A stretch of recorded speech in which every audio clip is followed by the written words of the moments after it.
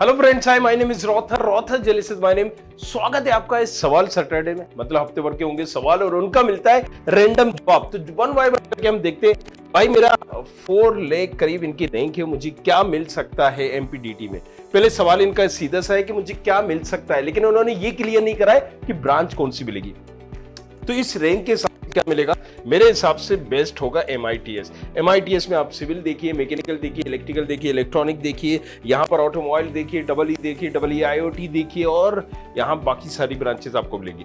दूसरा, अगर मैं आप आरजीबीवी जैसे कॉलेज चाहते हो तो पेट्रोकेमिकल, ऑटोमोबाइल। अगर मैं बात करता हूँ कोई दूसरे कॉलेजेस यहाँ पर आप इसके अलावा देख सकते हो, तो प्राइवेट में आप सीएसआईटी देख सकते हो, ओरिएंटल में आप सीएस देख सकते हो 1995 वाला, right. It can be the good option in this rank. और इसके अलावा अगर आप कुछ और भी चाहो तो फिर आपको बेसिक ब्रांचेस मिलेंगी। जैसे अगर आप चाहो तो आप सती विदिशा चले आओ, वहां पर आपको काफी सारी ब्रांचेस मिल जाएंगी इस रैंक पर।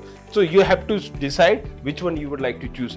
बाकी आपको सीएस तो सभी मिल जाएगा, टीआईटी मेन में, एसआईआईटी मेन में, ट्रूबा असिस्टेंट, ये सारे मिल जाएंगे। सो जो मैंने पहले, आप इस पे फोकस करिए।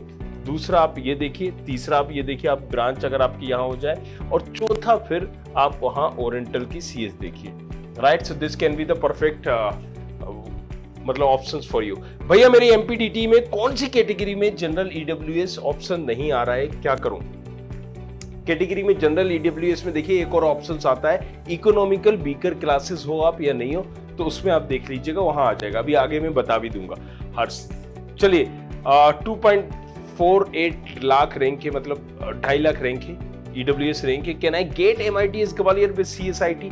इस रैंक पर एमआईटीएस ग्वालियर का सीएसआईटी बिल्कुल चांसेस नहीं है, कोई चांसेस नहीं है, कोई भी चांसेस नहीं है, दूर दूर तक 0.000001% भी चांसेस नहीं है। किसी भी तरह का कोई भी तांड दंड भेद करोगे तो भी नहीं मिलेगी। मेक श्योर अगर तुम इस तरीके से इंटरनल ब्रांच में भी घुसते हो, धड़ाम से नीचे गिरोगे, फंस जाओगे, उलझ जाओगे, गलती भी मत करना, भूल जाओ एमआईटीएस का ख्वाब इस रैंक पर, राइट। अब तुम एमआईटीएस में क्या करो, सीएस से रिलेटेड जो ब्रांचेस है, AIML, data science, machine learning, mathematics, computing, right, इन ब्रांचेस को देखो। This can be the good options for you. ये आपके लिए बहुत ही अच्छे ऑप्शंस हो सकते हैं अगर आपको एमआईटीएस ही चाहिए।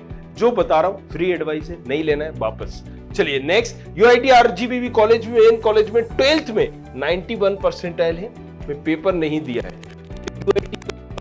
मिलेगा। देखो अगर आपने पेपर नहीं दिया, इसका मतलब यह है कि जेई मेंस वालों का 1 नंबर और आपके 91 परसेंटाइल, मतलब आप उनसे भी गिर गुजरे हो, तो सीधी सी बात है, क्योंकि पहले मौका किसको मिलता है, आरजीपीवी वालों को, सॉरी उनको जेई वालों को मिलता है। सो पहली काउंसलिंग में किसी तरह का कोई भी ऑप्शन ही नहीं आएगा, दूसरी काउंसलिंग में भी आपको चांसेस नहीं है। हाँ, एक तरीका है सीएलसी वगैरह अटेंड करना, जिसमें आपको ऑटोमोबाइल और पेट्रोकेमिकल, अगर ये 2 ब्रांच ही चाहिए है, ये चाहिए, तो फिर आप इसका सोच सकते हैं। वो तरीका मैं बता दूंगा, वो भी सीएलसी टाइम पर। सर एमपीडीटी काउंसलिंग के थ्रू सीएस मिल सकती है क्या? इंदौर या भोपाल पर 12th में 87 है एंड जेई 47 परसेंटाइल। एमपीडीटी काउंसलिंग के थ्रू सीएस मिल सकती है क्या इंदौर या भोपाल में? हाँ, मिल सकती है। आप प्राइवेट कॉलेजेस इसमें देख सकते हो, ओरिएंटल का मेन 1995 वाला देख सकते हो, एक्रोपोलिस इंदौर का देख सकते हो, राइट। इस रैंक पर जो आपकी रैंक है, एक्रोपोलिस देख सकते हो, मेडिकेट देख सकते हो, आप वैष्णव देख सकते हो, आईपीएस एकेडमी देख सकते हो, एक्रोपोलिस।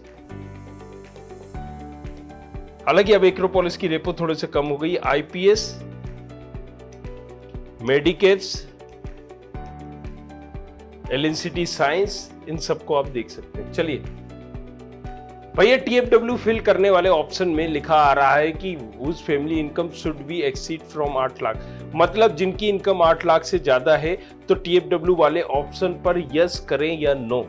नहीं, उसमें ऐसा कुछ लिखा नहीं आता। उनका सीधे सा मतलब है कि क्या आपकी इनकम 8 लाख से कम है, सो आप टिक करो। या आप जो बोल रहे हो ऐसा नहीं होगा, वहां पर देखिएगा family income should not B होना चाहिए, शुड नॉट लिखा आएगा, एक्सीड नहीं आता, शुड नॉट बी एक्सीड, मतलब इससे ज्यादा नहीं है तो यस करो। आपको यस करना, आप उल्टा पढ़ रहे हो, उसमें आपने नोट आउट खा लिया। चलिए मैं देख भी लेता हूँ आपको, जब आप इतना श्योर कर रहे हो। थोड़ा सा आप लोग देखो, राइट, जैसे कि मैं पक्का श्योर हूं कि ऐसा हो ही नहीं सकता। ठीक है, मान लिया गवर्नमेंट ऑफिसर होते हैं पान वाले, लेकिन इतने गधे भी नहीं होते यार कि मतलब कुछ भी डाल देंगे, क्योंकि उन पे भी एक कहीं ना कहीं टैग होता है। चलिए ये देखिए, ये मैं ले लेता हूं, ऐसा ऑप्शन आता है डीटी का, TFW tuition free whose family income should not be exceed. देखा मैं जो बोल रहा हूं वो यहां पर लिखा भी है। तो कई बार आप लोग क्या है जल्दबाजी यहां पर देखते हो। देखो मैंने अभी यहां पर, आपने अब मुझे और दुविधा में डाल दिया था, तो मैंने कहा चलो यहां पर चेक करके ही बता देता हूं। लेकिन right, we have to be sure for something. जैसे कि मैं श्योर होता हूं, श्योरिटी के साथ बोलता हूं, राइट, क्योंकि वो चीज जब आपके पास नॉलेज होगी ना तो आप बेवकूफ नहीं बनोगे। Tuition free waiver whose annual fee income should not be, देखिए यहां पर, और आप वहां पर क्या कह रहे थे, नोट आपने पढ़ा ही नहीं। नोट का मतलब होता है नहीं, तो वो भी तो पढ़ो यार। जैसे एक सेंटेंस के दो भी मतलब होते हैं, राइट, मैं करके बताता हूं। चलो मैं अभी यहां पर बोल रहा हूं, रोको मत जाने दो, राइट। सो रोको मत, अगर फुल स्टॉप मैंने यहां लगाया रोको मत जाने दो, और अगर मैंने यहां पर इसकी जगह लगाया रोको मत जाने दो, तो उसका आप सेंटेंस भी समझा करिए मतलब। लेकिन ठीक है, आपको क्योंकि डाउट आ रहा है तो मेरा काम है उसको बताना। सर जो काउंसलिंग होती है अलग अलग हम सभी ने अप्लाई कर सकते हैं क्या? बिल्कुल आप कर सकते हैं, लेकिन आपको पहले समझना होगा डीटी काउंसलिंग किस लिए हो रही है, एमपी के सारे कॉलेजेस के लिए हो रही है। तो यहाँ पर और कोई ऑप्शन नहीं है, यहाँ एक दो यूनिवर्सिटियों को छोड़ के, और एक और ऑप्शन है आपके पास, जोसा की काउंसलिंग होती है, राइट। डीटी या जोसा ही होगा। इसके अलावा अगर आप एमपी के बाहर जाना चाहते हो तो फिर आप ले सकते हो। यूपी जाना चाहोगे तो यूपीएसडब्ल्यू जाना ले लोगे आप। महाराष्ट्र जाना चाहोगे तो एमएसटी सीईटी ले सकोगे।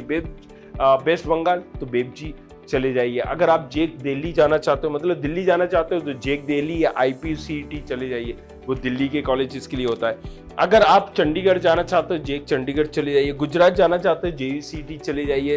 राजस्थान जाना चाहते हो तो रीप चले आइए। अलग अलग काउंसलिंग कर सकते हो। इसके अलावा सारी यूनिवर्सिटियों की भी होती है, हारकोट बटलर की होगी, थापर की होगी, एसआरएम की होगी, वीआईटी की होगी, मणिपाल की होगी, बहुत सारी काउंसलिंग होती है। आप 10 काउंसलिंग भी एक साथ अटेंड कर सकते हो, 50 काउंसलिंग भी अटेंड कर सकते हो, ऐसा कोई लिमिट नहीं है, वो आपके ऊपर है।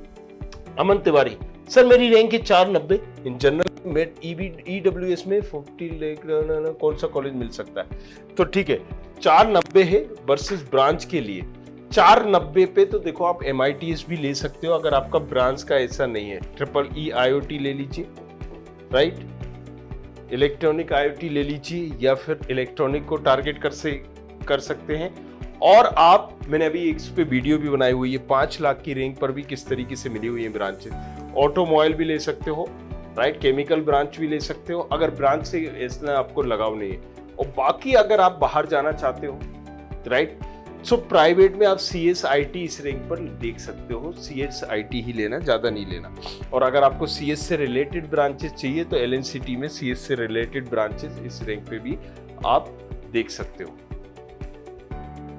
चलिए, रैंक क्योंकि आपकी ज्यादा है, ध्यान रखिएगा, इसलिए मैं सजेस्ट कर रहा हूं। टेकी जी, भैया प्लीज रिप्लाई, क्या सारे डॉक्यूमेंट साल वाले चाहिए या पुराने भी चलेंगे? देखिए यहाँ पर पुराने भी डॉक्यूमेंट चलेंगे, no need to MP domicile, नया आपको जरूरत नहीं है बनाने का। अगर यहाँ पर कंप्यूटराइज डॉक्यूमेंट है, कंप्यूटराइज इन द सेंस 2 तरह के डॉक्यूमेंट होते हैं। एक तो हाथ से लिखा जाता है, उन्होंने लिख दिया तुम्हारा नाम ये। दूसरा क्या होता है, कंप्यूटराइज बने होंगे जिसमें कंप्यूटर से शब्द लिखे होंगे। जैसे ये लिखा आ रहा है ना, ये कंप्यूटराइज हो गया। अगर मैं यहाँ बोल रहा हूँ भैया, ये मेरी हेड राइटिंग से लिखा है, तो अगर वहां पर कंप्यूटराइज है तो उनको बनाने की जरूरत नहीं है। 3-3, 4-4, 5-5 साल तक चलते हैं, तो MP डोमिसाइल बनाने की जरूरत नहीं है। इनकम सर्टिफिकेट है, स्थायी अस्थायी इसी को कहते हैं। स्थायी मतलब कंप्यूटराइज है तो वो स्थायी सर्टिफिकेट है, तो उसको बनाने की जरूरत नहीं है। इसी तरह से जाति प्रमाण पत्र, पहले आता था एक गुलाबी कलर का, एक उस कलर का, उनको बनाने की जरूरत पड़ती थी क्योंकि 3 साल में एक्सपायर हो जाते थे, उनका रिकॉर्ड भी एक्सपायर हो जाता था।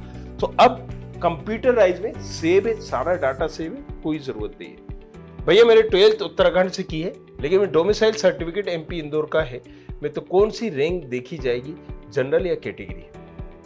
मैं सिर्फ 3 साल के लिए बाहर गया हूं। अच्छा, अगर आप यहां से किया है तो आप क्या करिए कि MP डोमिसाइल सर्टिफिकेट लगाइए और यहां से भरिए। किसी अगर कैटेगरी में हो तो उसका कैटेगरी का आप पर्टिकुलर, अगर मान लीजिए कोई कैटेगरी सर्टिफिकेट है SC ST OBC, तो तो आप वो लगाइए, नहीं है मेक श्योर करिए कि आपका कंसेप्ट ये होना चाहिए कि आप एमपी डोमिसाइल का सर्टिफिकेट लगा के उस पर हाँ करके एटलीस्ट उसका बेनिफिट ले सके, राइट। तो चलिए, हो गए आपके सवाल जवाब खत्म, बट अगेन हम कोशिश करेंगे आपके और भी डाउट्स कवर करने की। तो जल्दी I am planning something big, और मैं कोशिश करूंगा कि यहाँ पर शायद आपको एक अल्टरनेट पे जब तक काउंसलिंग चल रही है तो डाउट सेशन का कोई सेगमेंट लेकर आ सकूं। बट इसी तरह से पूछते रहिए, सवाल बने रहिए हमारे साथ। कुछ और भी पूछना है तो इंस्टाग्राम पर आईडी है रॉथर जेलिस के नाम से, ROTHARJELIS, और जल्दी आ रहा हूँ पर्सनल से यूट्यूब पर भी, जी हाँ, ब्लॉग्स लेके। तो मिलते हैं नेक्स्ट वीडियो में।